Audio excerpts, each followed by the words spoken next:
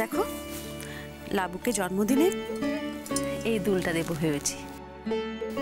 কেমন মানাবে মেয়েকে? তোমার মেয়ে যা পড়বে তাতে মানাবে। জানো তো, আজ সকালে উঠে আমি মন্দিরে পুজো দিয়ে এসেছি লাবুর নামে, আর মনে মনে ভগবানের কাছে প্রার্থনা করেছি তুমি ওর সহায় থেকো ঠাকুর, আজকে ওর কুষ্টি বিচার হবে। কিসের কুষ্টি বিচার বলো তো? কি জন্য তুমি এত ভয় পাচ্ছ ওটা নিয়ে? হ্যাঁ, আমাদের মেয়ে একটা সরল নিষ্পাপ মেয়ে, ওর কুষ্টিতে খারাপ কিছু থাকতে পারে না। আর আমাদের বেয়ান যে ভয়টা পাচ্ছেন তারও কোনো সম্ভাবনা নেই। লাবণ্যর জন্য অমিতের কোনোদিন কোনো ক্ষতি হবে না। আমি দেখছি, আসছি।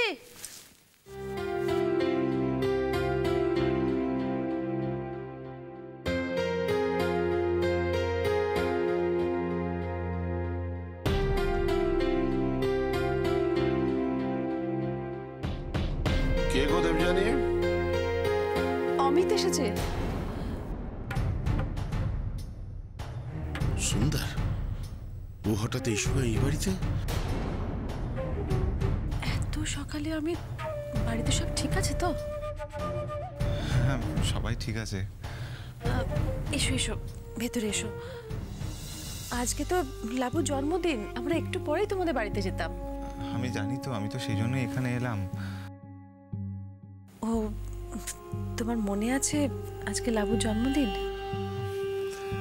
অ্যাকচুয়ালি আমার লাবণ্যর একটা ছবি দরকার। ও ডান্স করছে, একা পারফরমেন্সের, গ্রুপ পারফরমেন্স, ফাংশনের, আমার একটু ছবিগুলো দরকার। নাচের ছবি? তুমি জানলে কি করে লাবণ্য নাচ করতো?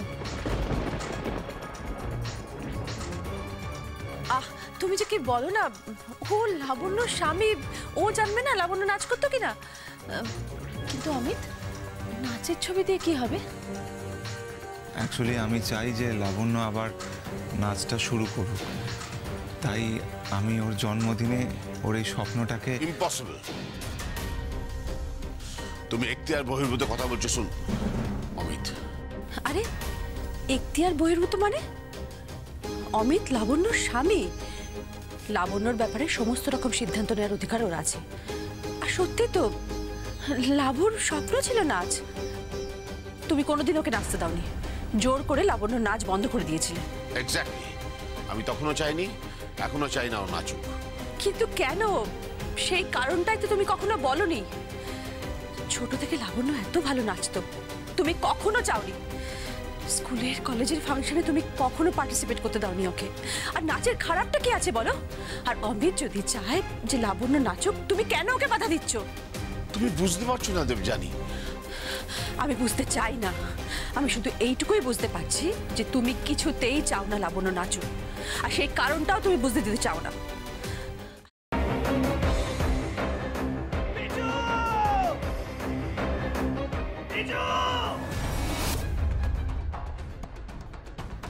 কি করে করতে পারলে তুই?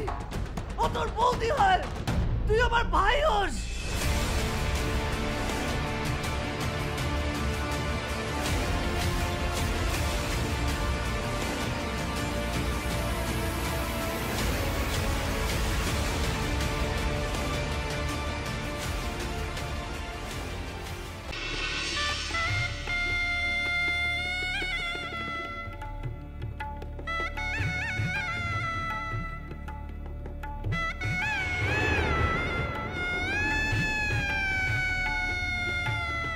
বুঝতে পারছি না আরো একটা বড় ব্লান্ডার করলাম কিনা। কি বড় মামু? আমি ওদের 20 লাখ টাকা দিয়ে দিয়েছি। সে কি কথা? কেন? তোমার কিন্তু কথা ছিল এই কথাটা 5 কান না করার। যাই বাবা, তাড়াতাড়ি বজরংবলীর পূজাটা দিয়েছি। আমি লাড্ডু না দিলে তো বজরংবলীর ব্রেকফাস্টই খাওয়া হবে না। আরে বাবা, এবার তো কোল থেকে নামাও। ও হ্যাঁ হ্যাঁ, আর যা বললাম মনে রেখো।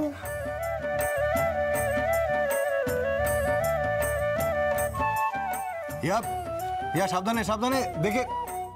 বড়রা তো আমরা চেষ্টা করছি যাতে ওকে যত তাড়াতাড়ি সম্ভব। জোর দিয়ে বলতে পারেন কি ওকে জীবিত অবস্থায় পাওয়া যাবে?